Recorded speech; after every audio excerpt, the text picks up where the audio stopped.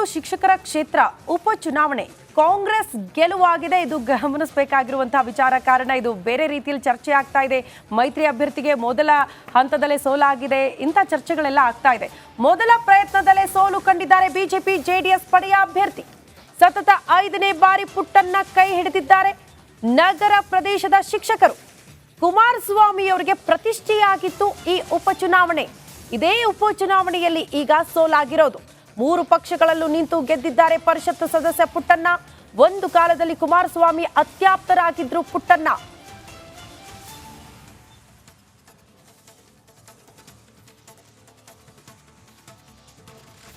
ಪ್ಯಾಕೇಜ್ಗೆ ಹೋಗೋಕ್ಕೂ ಮುಂಚೆ ನಮಗೆಲ್ಲ ಒಂದು ಕುತೂಹಲ, ಹೇಗೆ ನಡೆಯುತ್ತೆ ಈ ಚುನಾವಣೆ, ಈ ಪ್ಯಾಟರ್ನ್ ಹೇಗಿರುತ್ತೆ ಅನ್ನೋದು ಒಂದು ಕುತೂಹಲ.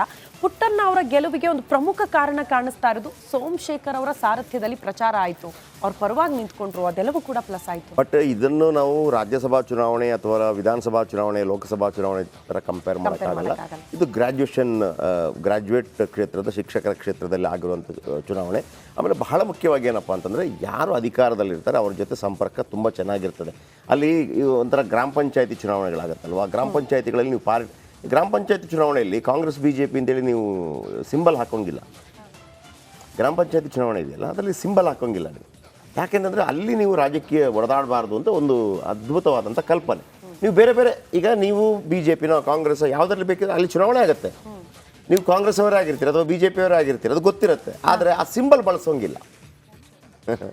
ಗೊತ್ತಾಯ್ತಲ್ಲ? ವೈಯಕ್ತಿಕವಾಗಿ ಆ ಕೈ ಅಥವಾ ತಾವರೆ ಅಥವಾ ದಳ ಇದು ಬಳಸೋಂಗಿಲ್ಲ. ನೀವು ಬೇರೆ ಬೇರೆ ರಿಕ್ಷಾ, ಆಮೇಲೆ ಪ್ರೆಷರ್ ಕುಕ್ಕರ್ ಹೀಗೆ ಬಳಸಿ ಅಲ್ಲಿ ಗೆಲ್ಲಬೇಕು. ಆಮೇಲೆ ಗೊತ್ತಾಗುತ್ತೆ ಈ ಪಾರ್ಟಿಯವರು ಗೆದ್ದಿದ್ದಾರೆ, ಮತ್ತೊಂದು ದರ ಇರುತ್ತೆ. ಯಾಕಂದರೆ ಅದು ಆ ಥರ ಫೈಟ್ಗಳಾಗಬಾರ್ದು ಅಂತೇಳಿ. ಇದು ಕೂಡ ಅಷ್ಟೇ. ಇಲ್ಲಿ ಏನಾಗುತ್ತೆ ಗೊತ್ತಾ, ಶಿಕ್ಷಕರ ಕ್ಷೇತ್ರದ್ದು ನೋಡಿ, ಅವ್ರದ್ದೊಂದು 4-5 ಡಿಮಾಂಡ್ ಇರುತ್ತೆ ಶಿಕ್ಷಕರದ್ದು. ವೇತನ ಆಯೋಗ ಆಗಬೇಕು ನಮ್ಮದು. ಆಮೇಲೆ ಭಾಳ ಮುಖ್ಯವಾಗಿ ಹೇಳ್ಬಿಡ್ತೀನಿ, ಯಾವುದದು, ಒಂದು ನಿಮಿಷ ಆಯ್ತು.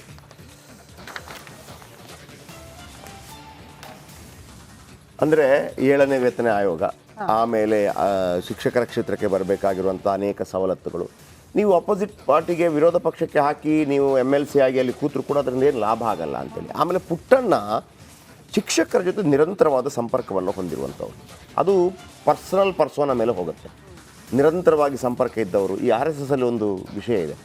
RSS ಗೆಲ್ಲಲಿ ಸೋಲಲಿ ಅಥವಾ BJP ಗೆಲ್ಲಲಿ ಸೋಲಲಿ ಮನೆ ಜೊತೆ ಸಂಪರ್ಕ ಇಟ್ಕೊಂಡಿರ್ತಾರೆ. ಅದನ್ನು ಕ್ಯಾಡರ್ ಬೇಸ್ಡ್ ಅನ್ನೋದು. ಅದಕ್ಕೆ ಯಾವುದಕ್ಕಾದ್ರೂ ಒಂದು ವಿಚಾರಕ್ಕೆ ಮನೆಗೆ ಹೋಗಿ ಅವರಿಗೆ, ಈಗ ಇದು ಬಂತು ಯಾವುದು, ರಾಮ ಮಂದಿರ ವಿಚಾರ ಸಂದರ್ಭದಲ್ಲಿ ಇದನ್ನು ಹಂಚಿದವರು ಯಾರು, ಅಕ್ಷತೆಯನ್ನು ಹಂಚಿದವರು ಯಾರು, BJP ಅವರು ಬಂದಿದ್ದಾರೆ, ಇಲ್ಲ ಅಂತಲ್ಲ. RSS ಕಾರ್ಯಕರ್ತರು ಹಂಚ್ತಾರೆ. ಆಮೇಲೆ ಅವ್ರದ್ದೊಂದು ಸಿದ್ಧಾಂತ ಇತ್ತು ಆ ಸಂದರ್ಭದಲ್ಲಿ, ಯಾವುದೇ ಕಾರಣಕ್ಕೂ ಅದನ್ನು ಹಂಚುವಾಗ BJPಯ ಶಾಲ್ ಹಾಕ್ಕೋಬಾರ್ದು.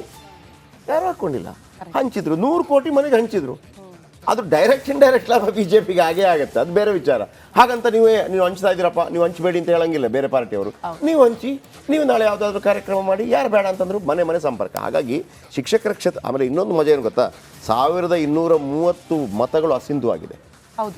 ಅಸಿಂಧು ಅಂದರೆ ಇಲ್ಲಿ ಏನಂತಂದರೆ, ಶಿಕ್ಷಕರು ನಮಗೆ ಕಲಿಸ್ಕೊಡುವಂಥವ್ರು, ಅವ್ರದ್ದೇ ಅಸಿಂಧು ಆಗಿದೆ ಅಂತೇಳಿ. ಅಲ್ಲಿ ರಂಗನಾಥ್ ಮತ್ತು ಪುಟ್ಟಣ್ಣ ಅವರ ನಡುವೆ ಇದು ನಾವು ರಾಜಕೀಯ ಜಿದ್ದಾಜಿದ್ದಿಂದ ಕರೆಯೋಕ್ಕೆ ಬರಲ್ಲ ನನ್ನ ಪ್ರಕಾರ. ಯಾಕಂತಂದರೆ ಇದು ಯಾವ ರೀತಿಯ ಸಂಪರ್ಕಗಳಿರುತ್ತೆ ಅಥವಾ ಜೋಡಿ ಮೈತ್ರಿ ಇಲ್ಲೂ ನಡೆಯಲ್ಲ. ನೀವು ವೈಯಕ್ತಿಕ ಸಂಪರ್ಕದಿಂದ ಗೆದ್ದಿದೆ. ಇದರ ಬಗ್ಗೆ ಒಂದು ಕಂಪ್ಲೀಟ್ ರಿಪೋರ್ಟ್ ಇದೆ, ನೋಡ್ಕೊಂಬರೋಣ.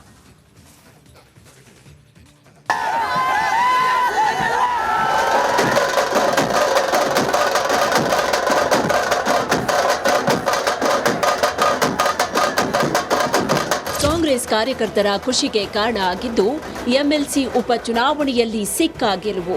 ಶಿಕ್ಷಣ ಕ್ಷೇತ್ರದ ಹಿರಿಯ ಮುಖಂಡ ಹಾಗೂ ಕಾಂಗ್ರೆಸ್ ಅಭ್ಯರ್ಥಿ ಪುಟ್ಟಣ್ಣ ಬೆಂಗಳೂರು ಶಿಕ್ಷಕರ ಕ್ಷೇತ್ರದ ಉಪಚುನಾವಣೆಯಲ್ಲಿ ಭರ್ಜರಿ ಗೆಲುವು ಸಾಧಿಸಿದ್ರು.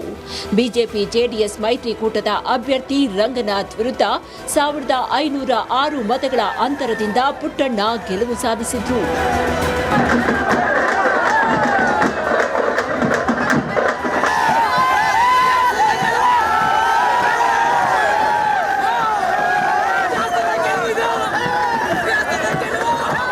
2023ರ ವಿಧಾನಸಭೆ ಚುನಾವಣೆಯ ಸಮಯದಲ್ಲಿ ಅವರ ಪರಿಷತ್ ಸದಸ್ಯತ್ವ ಅವಧಿ ಬಾಕಿ ಇರುವ ಮುನ್ನವೇ ಪುಟ್ಟಣ್ಣ ರಾಜೀನಾಮೆ ಸಲ್ಲಿಸಿದ್ರು. 4 ಬಾರಿ ವಿಧಾನ ಪರಿಷತ್ಗೆ ಆಯ್ಕೆಯಾಗಿದ್ದ ಪುಟ್ಟಣ್ಣ ಅವರು ವಿಧಾನಸಭೆ ಸ್ಪರ್ಧಿಸಿ ಸೋತಿದ್ರು. ಬಳಿಕ ಉಪಚುನಾವಣೆ ನಡೆದಿತ್ತು. ಇದರಲ್ಲಿ ಮತ್ತೆ ಸ್ಪರ್ಧಿಸಿ ಗೆಲುವನ್ನ ಪಡೆದು ವಿಪಕ್ಷಗಳ ರಾಜಕೀಯ ಲೆಕ್ಕಾಚಾರವನ್ನ ತಲೆ ಕೆಳಗಾಗುವಂತೆ ಮಾಡಿದ್ರು. ಶಿಕ್ಷಕ ಬಂಧುಗಳಿಗೆ ಅರ್ಪಿಸ್ತೀನಿ. ನನ್ನ ಮೇಲೆ ನಂಬಿಕೆ ಇಟ್ಟು ಗೆಲ್ಸಿರ್ತಕ್ಕಂಥ ಸಮಸ್ತ ಶಿಕ್ಷಕರಿಗೆ ನನ್ನ ಹೃತ್ಪೂರ್ವಕವಾದ ಧನ್ಯವಾದಗಳನ್ನು ಅರ್ಪಿಸ್ತೀನಿ. ಅದೇ ರೀತಿ ನನ್ನ ಮೇಲೆ ನಂಬಿಕೆ ಇಟ್ಕೊಂಡು ಏನು ನನ್ನ ಗೆಲ್ಸಿದ್ದಾರೆ ಆ ನಂಬಿಕೆನ ಉಳಿಸ್ಕೊಂಡು ಮುಂದಿನ ದಿನಗಳಲ್ಲಿ ಕೆಲಸ ಮಾಡ್ತೀನಿ. ಇವತ್ತಿನ ದಿನ ನನ್ನ ಗೆಲುವಿಗೆ ಪ್ರತ್ಯಕ್ಷವಾಗಿ ಪರೋಕ್ಷವಾಗಿ ನನ್ನ ಸ್ನೇಹಿತರು, ಆಡಳಿತ ಮಂಡಳಿಗಳು, ಎಲ್ಲ ಶಿಕ್ಷಕರು ಕೂಡ ನನಗೆ ಮತವನ್ನು ಹಾಕಿ ಮತ್ತು ಹಾಕಿಸಿ ಗೆಲ್ಸಿದ್ದಾರೆ. ಇನ್ನು ಈ ಉಪಚುನಾವಣೆಯಲ್ಲಿ ಒಟ್ಟು 16,541 ಮತಗಳು ಚಲಾವಣೆ ಆಗಿದ್ವು. ಇದರಲ್ಲಿ ಕಾಂಗ್ರೆಸ್ಗೆ 8,260 ಮತಗಳು ಬಂದ್ರೆ ಸೋತ ಅಭ್ಯರ್ಥಿ ರಂಗನಾಥ್ ಅವರಿಗೆ 6,753 ಮತಗಳು ಬಂದಿವೆ. ಕಣದಲ್ಲಿ ಒಟ್ಟು 9 ಅಭ್ಯರ್ಥಿಗಳಿದ್ದು ಕಾಂಗ್ರೆಸ್ ಮತ್ತು ಜೆಡಿಎಸ್, ಬಿಜೆಪಿ ಮೈತ್ರಿ ಅಭ್ಯರ್ಥಿ ನಡುವೆ ನೇರ ಸ್ಪರ್ಧೆ ಏರ್ಪಟ್ಟಿತ್ತು. ಚುನಾವಣೆಯಲ್ಲ ಸೋಲನ್ನು ನಾನು ಗೌರವಪೂರ್ವಕವಾಗಿ ಸ್ವೀಕರಿಸ್ತೇನೆ.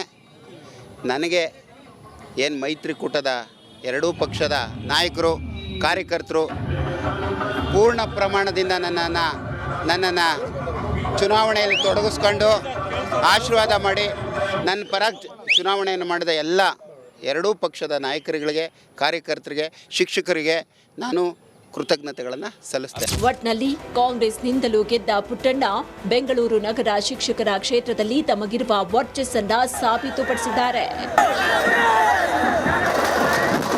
Veeresh Hiremath, metro bureau, Republic Kannada.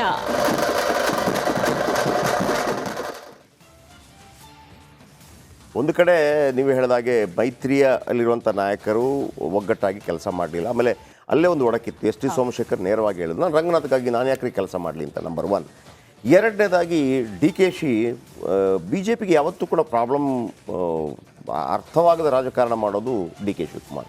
ನಿಮಗೆ ಸಿದ್ದರಾಮಯ್ಯನವರನ್ನು ಕಟ್ಟಿ ಹಾಕ್ಬೋದು. ಯಾಕಂದರೆ ಏಕದಮ್ ಸಿದ್ಧಾಂತಬದ್ಧ ರಾಜಕಾರಣ, ಅವರನ್ನು ನೇರವಾಗಿ ಇಲ್ಲ ಇದು ಅವರನ್ನು ಏನು ತಿರ್ಗಾಮುರ್ಗ ಮಾಡಿ ಇದು ಮಾಡೋಕ್ಕಾಗೋದಿಲ್ಲ. ಒಂಥರ ಸಿದ್ದರಾಮಯ್ಯನವರನ್ನು ಅಟ್ಯಾಕ್ ಮಾಡೋದು ಸೈದ್ಧಾಂತಿಕವಾಗಿ ಇದು ಮಾಡ್ಬೋದು. ಡಿ ಕೆ ಶಿವಕುಮಾರ್ ಹಂಗಲ್ಲ. D K Shivakumar B J P ಏನು ಮಾಡುತ್ತೋ, ಕಾಂಗ್ರೆಸ್ ಏನು ಮಾಡುತ್ತೋ ಅವೆಲ್ಲಕ್ಕಿಂತ ಭಿನ್ನವಾಗಿ ಆಲೋಚನೆ ಮಾಡ್ತಾರೆ. ಅವರು ಹೇಳ್ತಾ ಇರ್ತಾರೆ, ನಾನು ಕೃಷಿಕ, ನಾನು ಎಜುಕೇಷನಿಸ್ಟ್, ನಾನು ಬಿಸ್ನೆಸ್ ಮ್ಯಾನ್, ನಾನು ರಾಜಕಾರಣಿ ಎಲ್ಲ ಹೇಳಿದ ಕಾರಣಕ್ಕಾಗಿ ಅವರ ಸ್ಟ್ರಾಟಜಿ ಕೂಡ ವರ್ಕೌಟ್ ಆಗಿದೆ.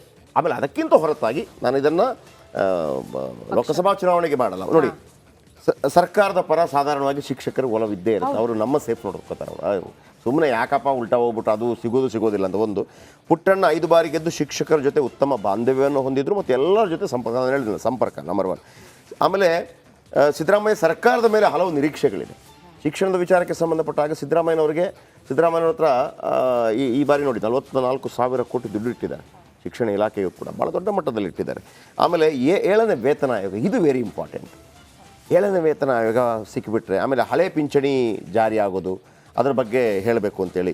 ಆಮೇಲೆ ಕಾಂಗ್ರೆಸ್ ನಾಯಕರ ಒಗ್ಗಟ್ಟಿನ ಹೋರಾಟ, ಡಿ ಕೆ ಶಿ ತಂತ್ರಗಾರಿಕೆ, ಎಲ್ಲಕ್ಕಿಂತ ಹೆಚ್ಚಾಗಿ ಏನಪ್ಪ ಅಂತಂದರೆ ಅಧಿಕಾರದಲ್ಲಿರುವಂಥ ಸರ್ಕಾರದವ್ರು ಯಾರಾದರೂ ಆಗಿದ್ದರೆ, ಈಗ ನಾಳೆ ಗುದ್ದಾಡಿ ಆದರೂ ಹೇಳ್ಬೋದು ಪುಟ್ಟಣ್ಣ ಹತ್ರ, ಹೇಳಪ್ಪ CM ಹತ್ರ ಹೇಳಪ್ಪ ಅಂತೇಳಿ. ಇದೇ ರಂಗನಾಥ್ ಅವರಾದರೆ ಅಧಿಕಾರ ಇರಲ್ಲ, CM ಅವ್ರ ಹತ್ರನೇ ಬಿಟ್ಕೊಳ್ಳೋದಿಲ್ಲ. ಯಾಕಂದರೆ ಬೇಡಪ್ಪ ಅವ್ನು JDS ಅಲ್ಲಿದ್ದ, ಹಿಂಗೆ ಬರುತ್ತೆ ಅದು ಅಂತೇಳಿ. ಆ ಕಾರಣಕ್ಕೆ